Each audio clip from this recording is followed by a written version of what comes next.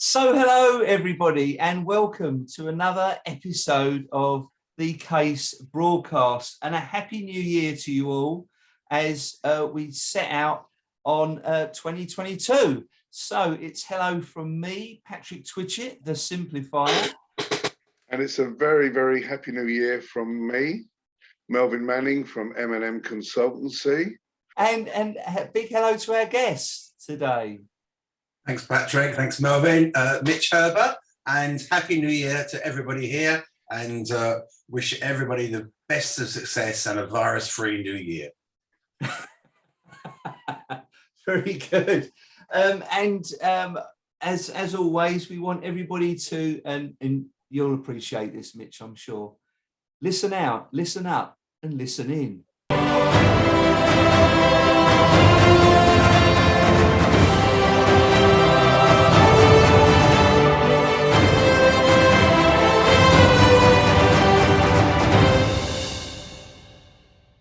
We are going to speak on a topic this month, how to use your network more effectively. We will be holding a workshop on the second Friday in January, and people are more than welcome to join us and can join through the various links for our website, etc. So, Mitch, we'd like you to introduce yourself to our audience. Just let our audience know who you are, what you do, please.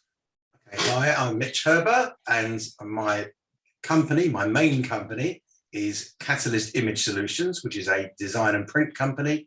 Been working 30 years. Some of the time that was with Melvin, actually, a long time ago.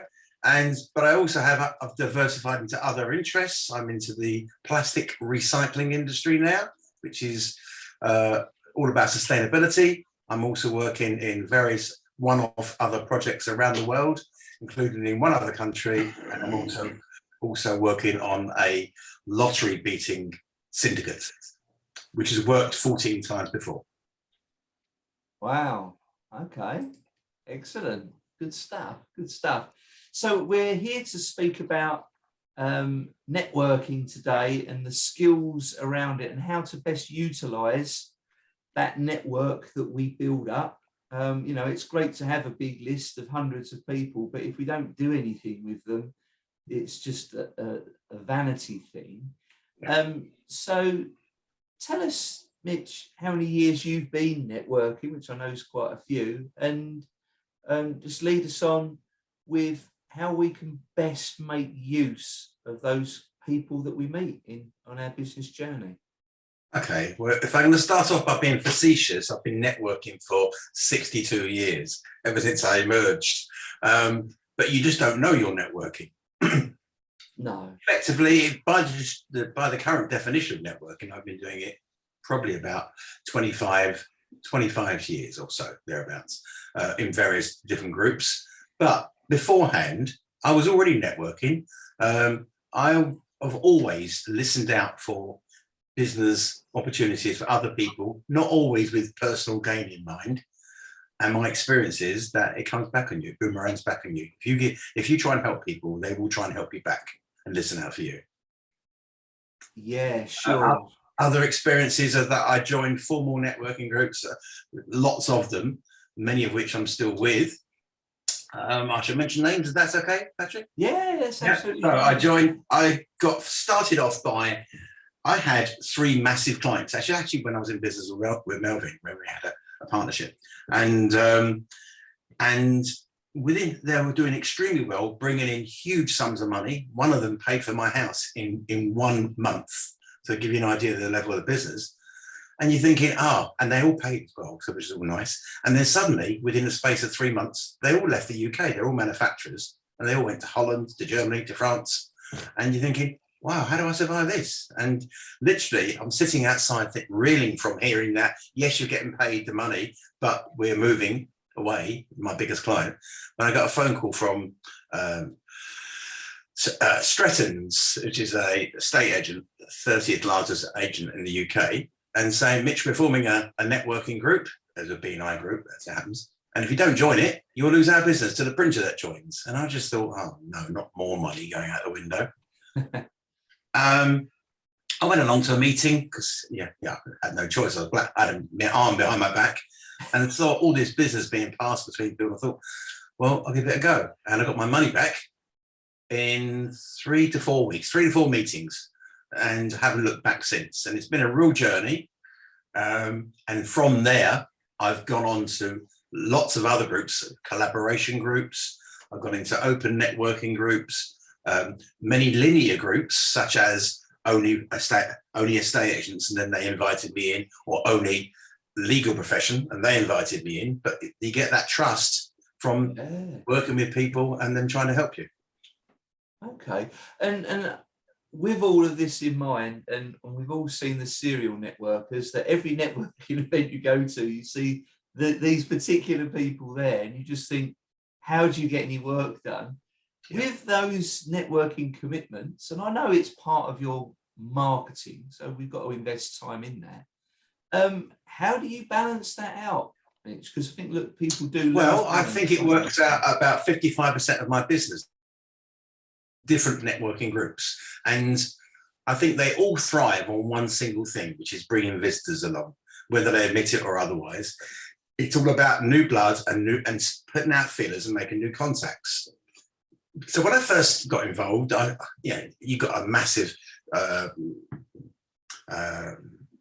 book of contacts, and you're thinking, well, they'll be good, they'll join, and you see them all do really, really well.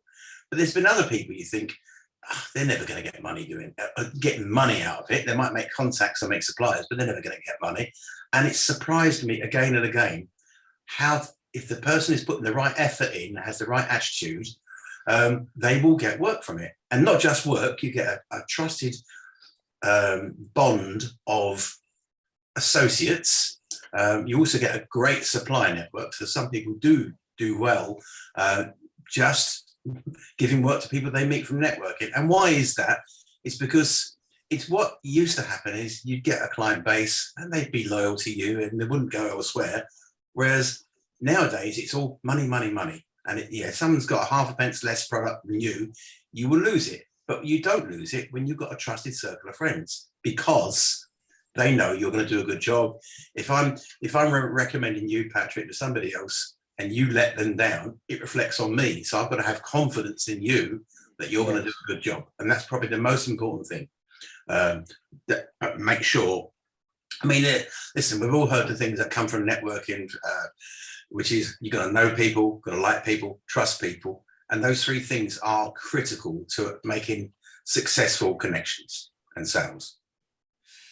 Absolutely. And I mean, I would say they're like the foundation where you then go on to build. So when you go beyond those three, you're then building a personal relationship with that individual, aren't you? Absolutely. Yeah.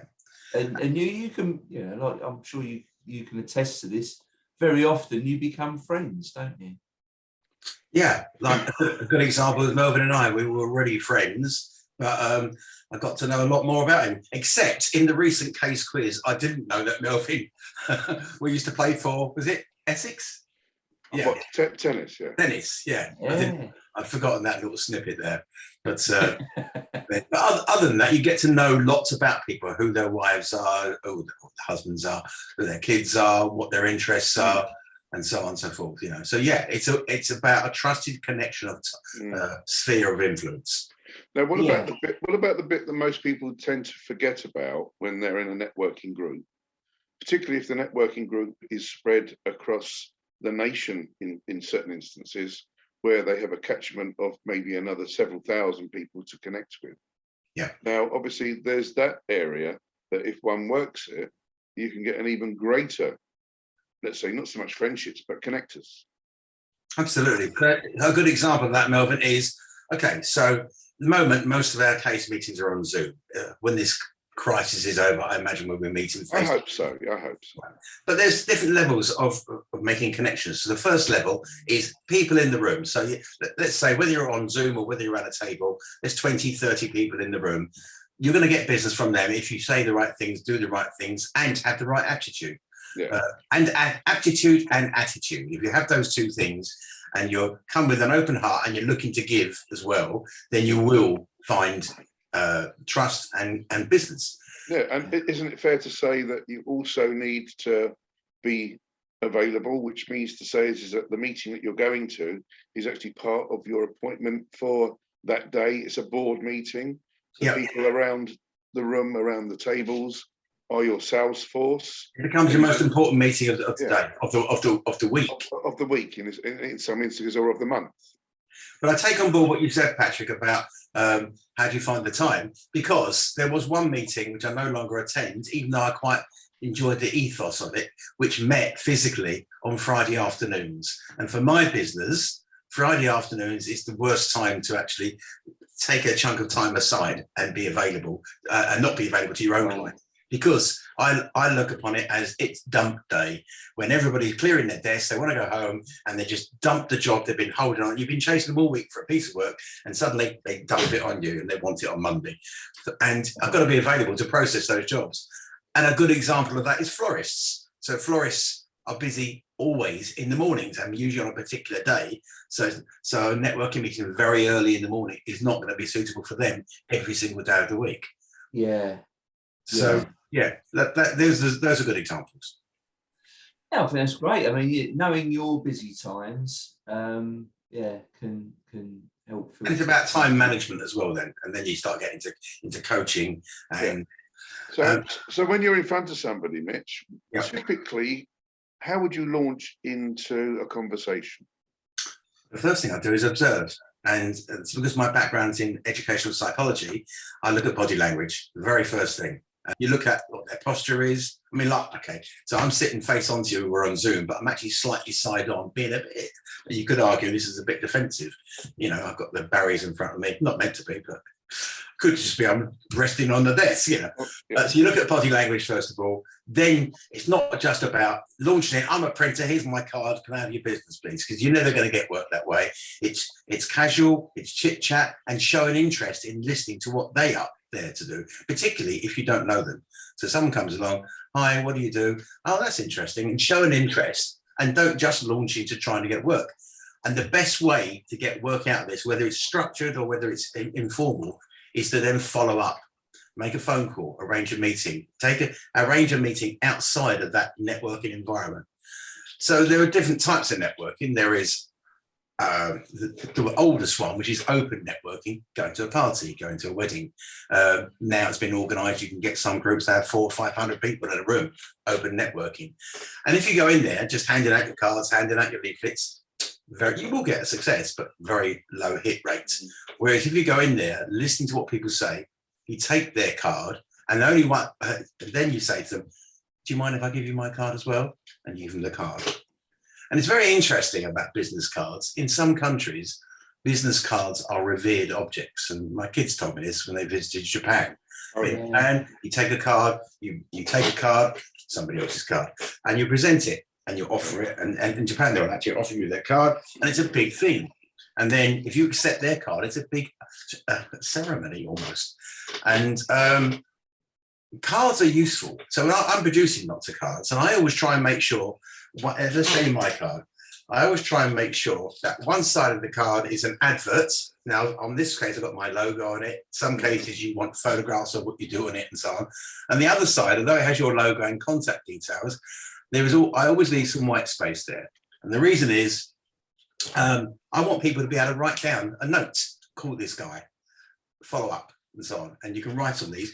My cards I tend to laminate, because although if you don't laminate a card, it's much easier to write on. You write it in a pencil or felt tip pencil. But if you matte laminate it, you can write it in a biro.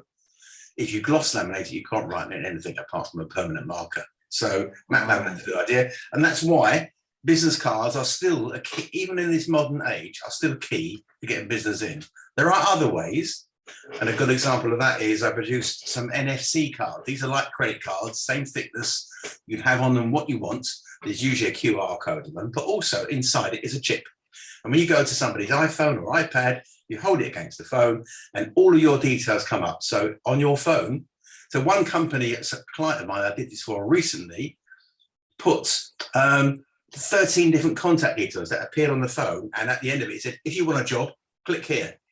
And he was going around nightclubs bouncers who were obviously looking for employment, and they clicked there, and he's now got 150 staff, which he was looking to recruit. So he didn't pay for any recruitment campaign; he just walked around nightclubs. Wow, that's one way of doing it. That's really good. That's really good. I've not heard of that. That's a really clever idea. What about talking about business cards? One thing I've always done, because when I've noticed other people doing it, seemed to work really well, was to put my photo of my face on it. And the reason for that is, it's when you get back from a networking event, there's 50 people giving you their cards. You're going, oh God, who the hell's that? Who the hell's this? And I found that when my picture's on there, it just helps trigger people, and they go, oh yeah, it's that's that particular guy. And quite a lot of companies do that as well. But are you selling you, or are you selling the service? And that's the balance. Do people want Patrick, or do people want what you do? And usually it's a combination of both, of course. And I know Melvin's going to I'll chime in before he does and say, people tend to buy people, but they are looking for a service. And a great example is this. I've seen people join networking groups. A good example, because I've been there so long. I've been in BNI, for example, 21 years now, I think it is. A good example of that is, coming up 22. Must be 22, yeah. So a good example of that is plumbers and electricians. Two of the people that do well in any trades-based networking group. And I'd qualify that because there are trades groups, there are financial groups, even in the same organizations. And there are mixed spread groups. Some groups have lots of coaches in. I was in coaches. I don't know what the collective noun for a group of coaches is, but a lorry load, probably, a car park of coaches. But electricians and plumbers do very well in trade-based organisations. That's why you've got trade. What's the one on TV called? I can't remember what it's called now. What are you talking about? Checker Trader. Checker Trader, yeah. Right, yes. I don't think it actually does. All they're really after is your money, you know. But it's trying to fill the niche that Yellow Pages used to fill, for example. So they all do very well, and then they end up leaving, and it's very strange.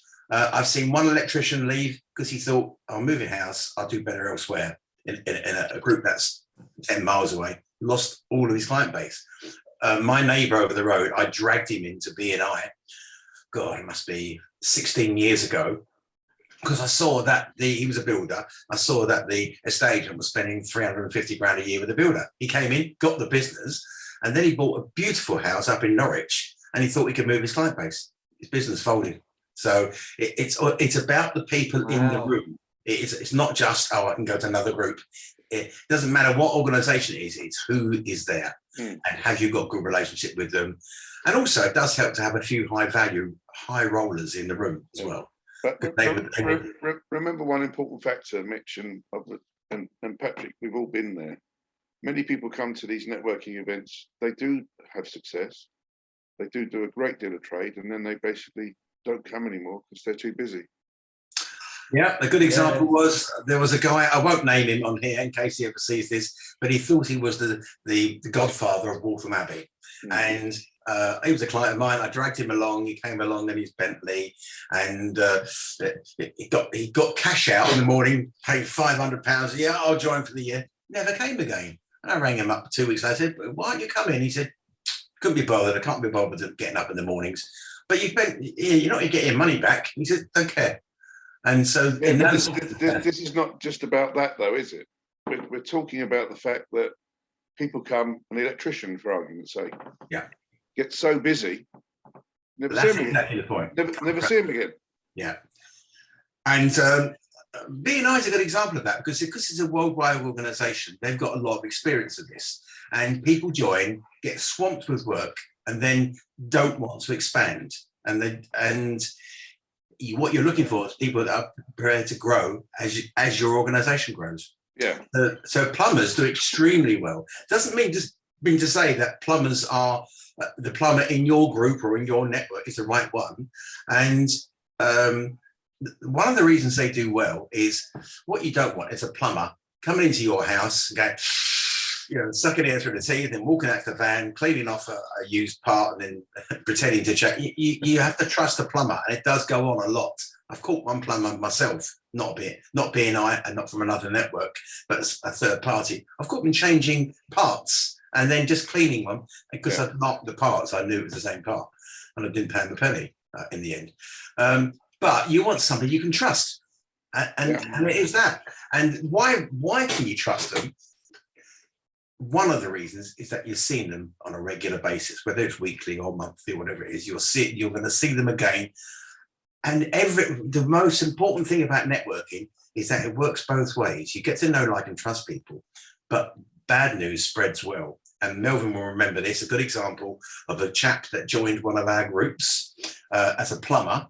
And we didn't know him, he was a nice guy. And then he couldn't make it 3 weeks later, and he sent his sister along, and she came along and visited, and she said, "Oh, he's not really a plumber, he's not qualified." And that was it. You remember it, don't you? He never got enough. But listen, there's incidents with estate agents and so on and so forth. There's many incidents. Yeah. But moving on, you know, that the wherewithal to network is an art form, in my opinion. It is. And it is a lifestyle. And you know, there are niche networking organizations as well as these groups that are around, you know, for the once a week there's obviously these monthly affairs that you can go to. Yeah. Which are specific for your business, for your trade. Yeah. And you know, they are, you know, quite successful as far as I'm aware. So, you know, you have an experience there, I believe. There's so many different types of groups. So I won't name the organisation, but there's one group which meets once a month in London, and they have about 400 people come along to it. And I took a friend of mine along, and he's about 70 or so. And I said to him, let's split up, give out our cards, go and have chats with people, and we'll see how we meet at the end of the afternoon and see how we did. So I said, what criteria are you going to do? And he, being what he was, said, I'm going to go for the pretty young girls. And that's who he went for. That's who he targeted in the room. And I decided to go for, believe it or not, the sad, lonely old men sitting by themselves in the corner because no one was talking to them. And I ended up getting lots of cards, but 3 orders. And my friend got no orders, no cards, but he did say he had a better time than me there. Yeah, he probably got about half a dozen dates, but that doesn't pay the bills, does it? But it was not the point of going to that meeting. No, I get that. Exactly. Yeah. Okay, and other groups. So I did some work did some print work for a probate company and wills company, and they were so happy. He invited me along. I was the first external trade invited along to a legal group in London. They met in an old magistrate's court, and so I was a bit like a fox amongst the chickens. You know, there's me there, and I got loads and loads of work that day because they've never had any trade visit them other than the legal profession. But there are lots of other types of groups. There's the one always worth joining is the local Chamber of Commerce, even to get feelers out to where you can go to. So I've made connections locally here, actually with Melvin, in the Epping Forest Chamber of Commerce. And most of the time, it's just a social club. You go along, you have your breakfast, or you have an evening meeting somewhere. They were before the pandemic getting 2 decent speakers a year. It would be the head of the Essex Police or somebody senior in the county council, which is above district council, which is above parish council. But this Christmas, I got an order from Epping Forest District Council, quite substantial, and I got it. One of the reasons was I was already on their approved supplier list, which it took apparently a week and a half, and I only had a very short time to do this job. And that was one of the reasons I got the job. So you could put that down to being a member of a restricted group. But networking is about more than just business. It's about a trusted connection, trusted circle of friends. And look, none of us are joining groups. Some of these are paid groups. Some of them are not paid groups. None of us are joining to buy friendships. But you do make very close friends in these groups because you're helping each other grow. And you take joy in each other's growth as well. And it all becomes a trusted community, doesn't it? Yeah, exactly.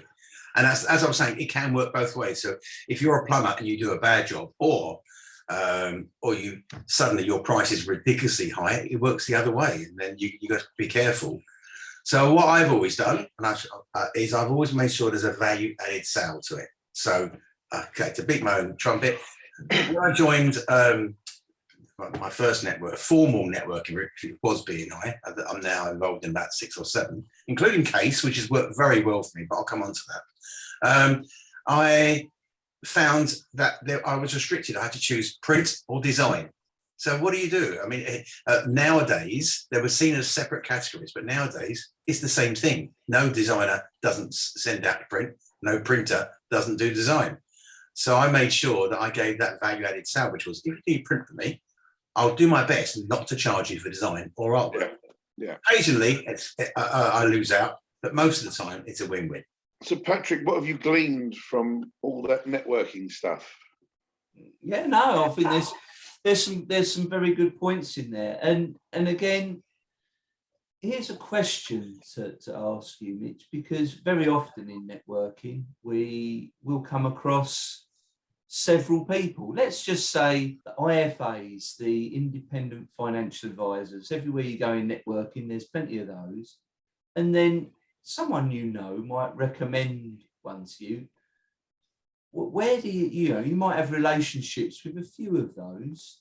Yeah. How do you divide that up? Do you tend to recommend, do you try and line people up with the right ones? How do you tend to work that when you're recommending or referring people?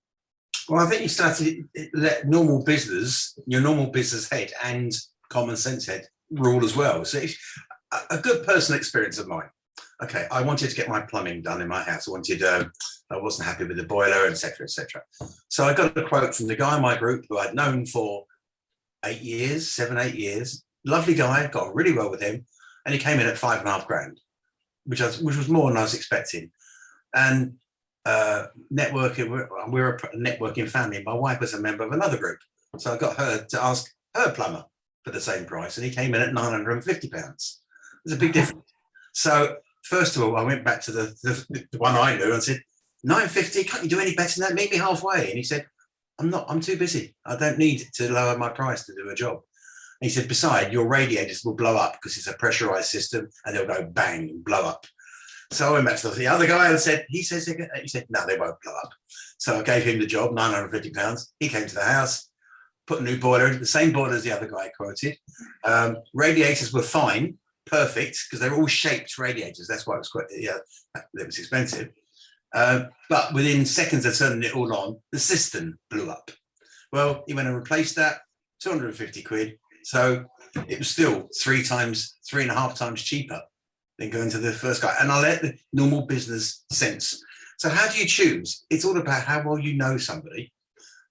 So one of the chaps I've invested in 2 years ago in St. James's Place, for example, I've known him for 18 years and never given him any business at all. And then when I had a pension mature and I thought, well, I need to invest it. So I don't want to take an annuity. I want to invest it somewhere. I chose him, and he claims he hung on for 18 years in that network just to get my business. He's done very well. He's done very well with the way. So, I think that was exaggeration. It's also interesting going to groups that are more specific. So I've been to networking groups in central London in the bank area, which are very financially oriented, and taking a trade in there. Again, there's very few trades, so it's a good way of spreading your network and going a bit more a new venture. Even after the event, there's still work to be done, isn't there?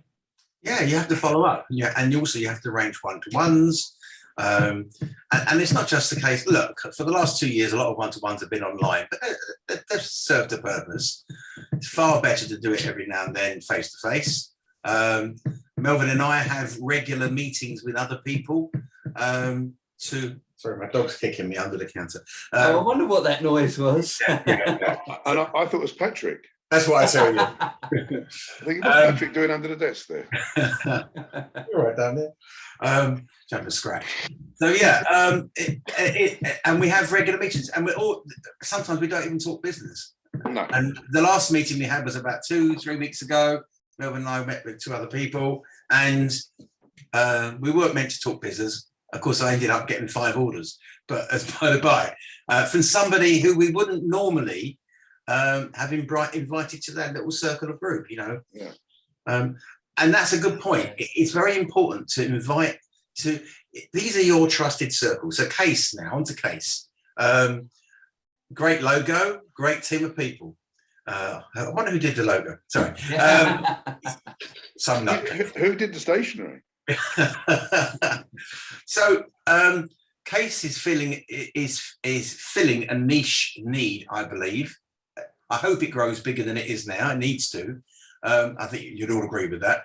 But again, you never know who you're going to meet. So who is it who brought? I was sitting in a Case meeting talking about my plastics company I've just got involved in, which is going through the roof. I mean, it's amazing. It's not my company. I'm just working with it. But I mentioned that we're giving 5% of our money to a charity called Football for Peace. And the next person that piped up was, I won't name names here, right? In case I'm not allowed to. But the next person piped up and said, oh, I'm an ambassador for Football for Peace. And so I'm suddenly thinking, oh, and I'm going online looking who this person was. And apart from being a nice person, this is a member of the extended family. And you just never know who you're going to meet in a network meeting. And bringing it back from there, sometimes you need to be specific about what type of company, what type of business you want to meet, and sometimes what type of person you want to meet, individuals you want to meet. And a good example, which I'm always rubbing down Melvin's face, is Alan Sugar. So I was being asked to be specific. So I said, well, I'd like to meet Alan Sugar. This is about 10, 12 years ago. And a woman in the group worked in the building with him. And she said, hey, I'll do the meeting. And this is now an example of networking done badly. Okay. The following week after the meeting, I followed her car and to the building, and I had a meeting arranged that he was going to turn up. Alan Sugar turns up in his black limousine, AMS1, pulls up, and he comes up to me. I'll try and do an impersonation. He says, I understand you want to meet me. And it was so forthright. And you can hear I like to talk, but I was thrown by this, and I chit-chatted a little bit. And he went, I've got to go now. And that was it. And I think I didn't do the most important thing, which was the point of the meeting, was just to ask him for his business. And it's quite a fundamental thing, you know. So another example is you've probably forgotten this, Melvin, but I was looking for another project to meet somebody to invest in a country I'm involved in called Vanuatu. And Melvin introduced me to, what was his name? Shall I name names or not? It was an Australian dragon from their Dragon's Den. Okay, he was quite infamous over here as well because he was based here. Yeah, okay, but he was allegedly responsible. Allegedly, I would say responsible for sending the paparazzi after Princess Diana.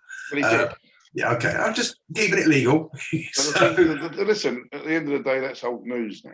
I know, but we went in there, and within seconds, so Melvin did the right thing, introduced me. Within seconds, as soon as he heard the word Vanuatu, wasn't interested, said goodbye, and you know. I think he's now a governor in Australia somewhere. Is he? Oh, fair enough. Okay. But a long time ago, Mitch. You're going back a long time. Well, I do, unfortunately, but it was still a genuine opportunity, wasn't it? You know, and it could have gone anywhere. And it's all about, in a sense, why did we join networking? It's generally to avoid 2 techniques. Number one, scattergun approach. You know, shoot your gun in all directions. One of them's going to hit a target. Yeah. No one wants to do that. And the thing we all hate doing, including me, is cold calling. But I've never done so much cold calling since I joined networking. It pushes you into it, doesn't it? Yeah, but it also, if you made the right connections, you get to understand how to do it and how to make those connections and how to say the right thing or not say too much until people see for themselves. Because most people just have preconceptions about what networking is or what Zoom meetings are and so on. And often they are surprised, pleasantly. Yeah. Well, that's brilliant to hear. Yeah, no, excellent. So I don't want us to run on too long. So is there any other points you feel that we should touch on, Melvin and Mitch? I've only got one question to ask. Is if we didn't have networking, what would life be like? We would still be doing networking, but it wouldn't be called that. And it's an informal thing. Because when you meet people and you hear your uncle's doing this and you meet somebody else that could buy that, you would still introduce them. And if you are a certain way, you know. But with that in mind, which carries the plus sign? Plus sign is structured and organised groups, such as Case. And Case is a good example. There's some really good people in here. That they seem to all be givers. Of course, we all want to take. Everybody does, but it's about giving as well and listening out for opportunities. But let's just get in perspective. Case is a learning group as opposed to a networking group. But obviously, behind the scenes, I appreciate that everyone's having a chat and business does happen. And I'm guessing that that's what you're referring to. Well, there's learning groups, there is networking groups, and there's referral strategy groups. There are three different things. I actually think they all cross over, to be honest. Excellent. And look, networking goes back centuries, doesn't it? Samuel Pepys used to sit in the taverns where they all networked. It just wasn't quite as structured as it was today. So, yeah. Henry VIII was a good networker. He got rid of 6 wives almost. Julius Caesar and Brutus was networking at the time. Absolutely. That, you know, unfortunately, he got one in the back. But you know, I think the like and the trust seemed to go away with Caesar. It was a wrong sort of 1-to-1. That's why. Well, That's right. There's a lot of networking going on out there. Keep up to date with his 1-to-1s. That's what the problem was, Philby. Yeah, there's a lot of court cases that are saying, yeah, we were only networking.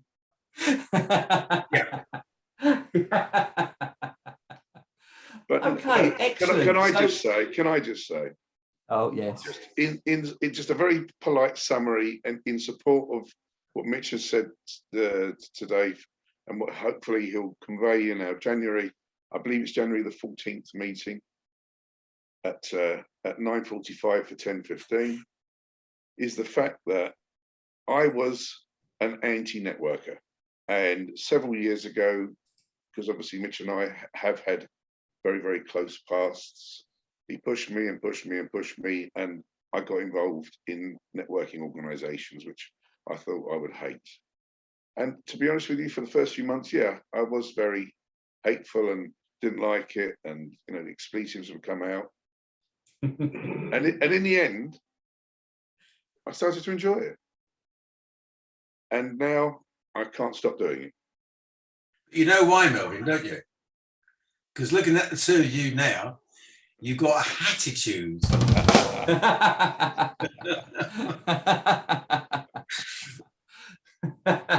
Very good. Well, on that note, I think it's question time. It's time for the favouritism round. This is where our audience get to know a little bit more about you, Mitch, and us too as well. So there's only a few questions, but it's about your particular favourites. And you'll be pleased to know we don't ask who your favourite child is or grandchild is. But the first one out the gate is your favourite pastime or hobby. Very easy. Table tennis. Table tennis. Been playing table tennis since I was about 4 or 5, because my dad was very good. My dad was middle Essex rankings, played for the county. I really enjoy it. I play pre-pandemic, I played in the West Essex leagues. Quite enjoy it. I'm not as good as my dad ever was, because he was outstanding, but I enjoy it. I'm very competitive, extremely competitive. It's good exercise as well. And I'm quite skillful. Because there is a lot of, when you're really getting into it, there's a lot of leaping around the room. It's not just standing there, is it? Okay. And I suppose, your dad was one of these, it was really fast paced, was it? No, it was the opposite. My dad was a defender, and he played with a very dead bat lots of the time, which was different to what everybody else was fast and attacking, and they didn't like his defence. and it Ah, make for very long games. But on the other, in the end, not particularly because of my dad, but some of my dad's colleagues, where the games would go on so long that they would just get everything back. They brought in a new rule called expedite, which is if it got to 4 or 5 shots past the end of a game, it should be, it would be sudden death. right. Brought Okay. in just because some people were just so good at defending. Right. Okay. Okay. Very good. Very good. So the next one out of the gate is your favourite celebrity from any field, and why them in particular? I wouldn't say this is a celebrity, but this is a person of note, and not many of you will know him. It's a man called Peter Diamandis, which not many people will know, but they'll know what he's done because he set up the X Prize, which led on to the first reusable and re-entry rocket system, which was, he put up a prize of 10 million. That was one about 5-6 years ago. It then got when he first started, he bluffed it. He said he had 10 million prize. He didn't. He then 4 years later, having got a few people on board, managed to get underwritten at Lloyd's. Now he has 100 billionaires invested in him, and they've put more serious prizes up. So there's $100 million prize for bringing back 1 ton of aggregates from an asteroid. And that will be one, they say, in the next few years. There are other prizes for landing on Mars. None of these prizes are big enough, by the way, to justify the investment companies make. And it's all based on a principle when Queen Elizabeth sent out ships around the world. It's an interesting story. Sent ships around the world to just try and discover the new worlds. And not many people were taking up on it. So she put up the Blue Ribbon Prize. And it was a substantial amount of money, but lots and lots of people tried to win it. Most of them failed and lost lots of money, but occasionally one would come back and discover America, discover something else. And the Crown made lots of money from this. Spain then copied it as well. Right. So, and you're going back a long time there, Mitch. That was but what they've done, Riley and old. Yeah, exactly. Yeah. But what they've done now is Drake. You knew his family, didn't you, Charlie Drake? So Drake, yeah. That's a little in joke there. Right, so what they've done now, though, is they've set up a university in California, which funds scholarships for 50 or so people from Cambridge, from Oxford, to go and study out there, and they try to persuade them not just to try and make money from inventions in science, but to actually solve the world's problems. And there's lots of this going on right now. So they've invested in a company which was having great success right now called Longevity, which is trying to make man for 120 years rather than the average of 75, 80 years. And that's doing extremely well right now. And the reason I'm interested in them, now some of the people that have now followed that are Elon Musk. Everybody's trying to copy them going into space and going to Mars now. But what I admire about it is the attitude. And going back now to what your first point was, if I had to choose a character, not a person, but a character that embodies everything I believe and want to believe in, is, and Melvin will like this, Jean-Luc Picard from the Enterprise, because it's about not just about financial gain. There is no money in the future in that world of science fiction world, but it's about boldly going where no person has gone before, and expanding the human development and consciousness. Yeah. Okay. Well, that was an answer to your question, Patrick, wasn't it? Yeah. And of course, swiftly followed by Captain Ivor Drunkett of the Case Ship Enterprise as well. Not Captain Pugwash. No. Okay. Very good. Okay. So that's probably holds the record for the longest answer to any of our questions as well, Mitch. That's well, doesn't that surprise me? Right, here we go. We're getting on to some really important... I actually put the kettle on and had a cup of tea while that was going on. So a very important one now, Mitch, is your favourite food or meal? Favourite food? It's a difficult one. It's got a very plain. I'm a very plain eater. It'll be steak and chips. Full stop. Okay, Yeah. that's good. And that's a traditional UK man's dinner, isn't it? Yeah, Steak and chips. Yeah, yeah. Meat and two veg. Yeah, that's it. That's it. And then maybe a prawn cocktail starter. That was the typical man's diet in a restaurant especially in the 80s, wasn't it? So yeah. What is your favourite cartoon? Family Guy. Oh Yeah, love it. Yeah. Seth Rogen. Yeah. And Yeah. Stewie looking to take over the world. When the mum was trying to put nappies on him, he's thinking out loud, you want to put what? Where? Family Guy. Yeah. Do you know what? That Family Guy and The Simpsons are the two most popular favourites that come up when we talk about cartoons. Definitely. Supposed to sound like Rex Harrison, isn't he? But he sounds more like Rick Mayall. When I started off with animation years ago, my first thing I actually ever did at 13 years old, made lots of little Super 8 movies, stop frame animation. Yeah. Oh, did you ever go on that? What was that program? Screen Test. Yeah, did you ever go on Screen Test? One of my films came third. I was really upset. Really upset. It was actually on there. Yeah, it was third, so it was nothing. It's just. And just to give you the biggest insight into character now, when I was about 6 years old, there was a national competition organised by the National Portrait Gallery. All the schools were involved and kids were doing pictures, and there was facial ones, and then there was general scenes. And I did a dinosaur scene, we did Diplodocus, T-Rex and so on. And it came second in the UK. And my mum took me along to the National Portrait Gallery, National Gallery, and it was all up there framed and lit. And I had the grump because I didn't win. I didn't know coming second in the UK what it really meant, Mitch, are you a poor loser? Just like you are. Mitch, do you throw the board in the air if you lose a game? Only Monopoly. Oh, right. I will watch out on that one. Me and my grandson are champions at Monopoly.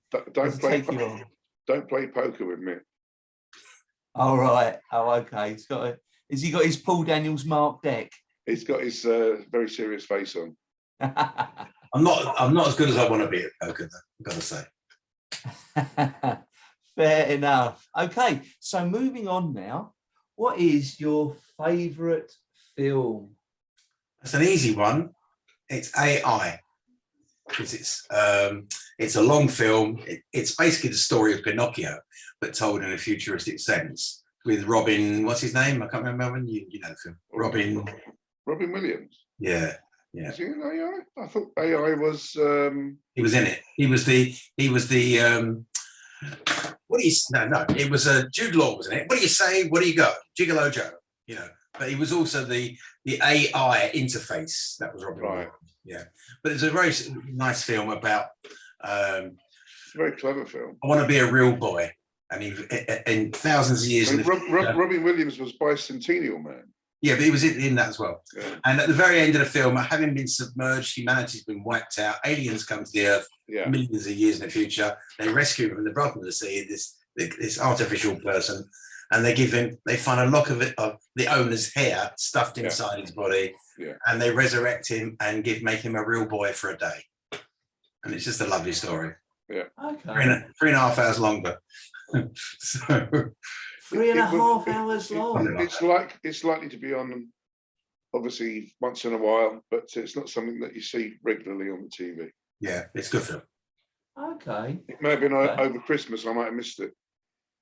Well, I'll have to add to my list of films to watch because I do love a good film. I especially love a long film as well. Yeah, well, if you like that kind of film, you'll like Bicentennial Man as well. That's also good because it goes through lots of generations as well, doesn't it? Yeah. Yeah. Okay. Sounds good. Okay. So moving on from your favourite film, what's your favourite TV show? Well, it's probably on Netflix and not on. I don't watch a lot of terrestrial television anymore. On TV, all I tend to watch are things like X Factor and even those in decreasing amounts because they've become. Oh yeah, it doesn't have to be terrestrial TV. We're an inclusive society here. You watch Mitch. David Attenborough on BBC. Yeah, I think it's a series I've just finished watching called The Witcher. Oh yes. The Witcher, yeah. Very good. And also another one would be, even though it sounds rubbish, it's really well made. It's on iPlayer. Everyone is on iPlayer, about 20 episodes, is Superman and Lois. Actually very well made. Yes. Yeah. Oh, okay. I think the BBC are running this on the iPlayer, aren't they? Yeah. They are, yeah. And they're also running it very late or the early hours of the morning. Yeah. Okay. Oh, well, I have to give that a watch then. Yes, but yeah, The Witcher, I've started watching The Witcher. My wife Lorraine started thinking it was a bit weird, and it is a bit strange, but I quite enjoyed it. I quite enjoyed that. And the only other programs I watch, which are a completely different genre on terrestrial TV, I watch the reruns of Upstairs, Downstairs, Downton Abbey, but I also watch, I've seen them all now, The Sweeney. Brilliant. Oh yeah, so a bit of nostalgia and a bit of period drama then. Yeah, absolutely. Yeah, and funnily enough, Upstairs, Downstairs and Downton Abbey were very, very similar in the way they portrayed the two different aspects of the house. And some of the storylines were repeated, weren't they, in Downton Abbey, I noticed. And the butler from Downton Abbey was also the robot in Hitchhiker's Guide to the Galaxy. And the famous line was, "I've got a brain the size of a galaxy, and all you want me to do is make a cup of tea." Which butler was that in Downton Abbey? Carson. Oh, really? Yeah. Oh my goodness. Yeah. I never knew. There you go. Love it. Okay, some good shows there. Yeah. Some good shows. And I believe Downton Abbey is bringing out a new film, aren't they? Yeah. It was due out in December, wasn't it? And they've now postponed it till March, I believe. So, yeah. Melvin and I are looking forward to in March is the new season of Picard comes out. February. Oh. What channel is that on, Melvin? That'll be on Netflix, I believe. Netflix. And that's quite a surprise. There'll also be another Discovery series. Yeah. That in TV show or film, you never once mentioned Star Trek. Yes. They may actually hold that against you. Now it's in public domain. They may hold that against you and exclude you from the fan club. No, but it's the fan club. It's a lifestyle. It's a lifestyle, isn't it? So, Mitch, your last question. Your favourite comedy? Oh, this is a tough one. Favourite comedy? I don't know. I like watching, irrespective of what program they're on. I like Anton Deck quite a lot.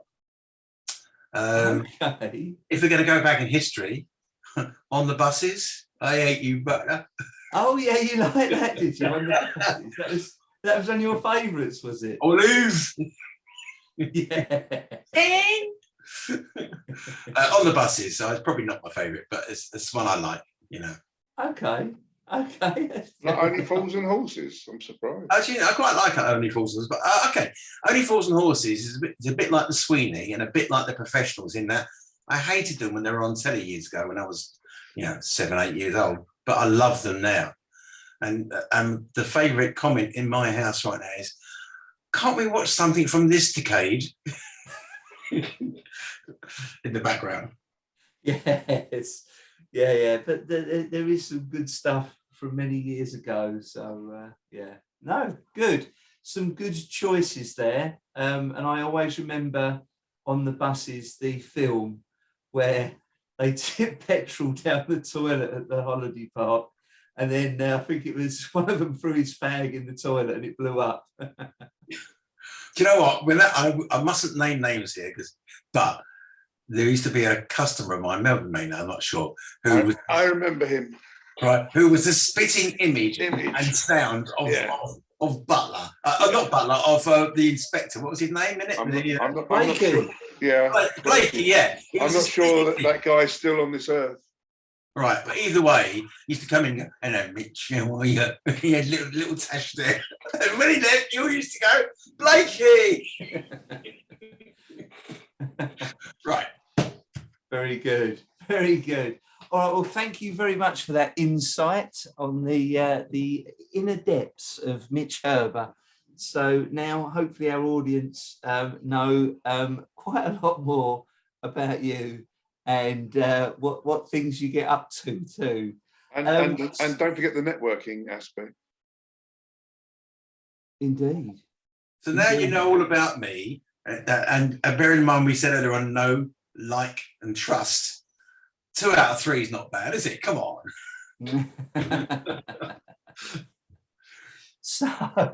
So, Mitch, if our audience want to get hold of you, what is the easiest way for them to get in touch with you? Pick up the phone, because I always answer, irrespective of, well, within reason, the time. If not, email me. I check my emails hourly. So. Okay, would you like to share those details? Okay, so my phone number is 07973 19925. 07973 19925. And my email address, I've got the main one for Catalyst would be catdes@dircon.co.uk. catdes@dircon.co.uk. Excellent. Thank you very much for that. That's great stuff. So if anyone would care to join us in the workshop, as Melvin's already attested to, that is on Friday, the second Friday in January, which is Friday the 14th, where we'll be holding one of our regular case workshops. And that's where we're going to brainstorm this particular topic of how to use your network more effectively. So we'd love to see you there. Do continue to follow us on our case broadcast and on our Facebook page, on our website, casemastermind.co.uk. And without any further ado, I think it's a goodbye from me, Patrick Twitchett. It's a goodbye from me, Melvin Manning. And it's a goodbye from our guest. Jump the gun, Mitch Herber. Very good. Thanks very much, everyone, and goodbye. Have a good year. Happy 2022. Yes.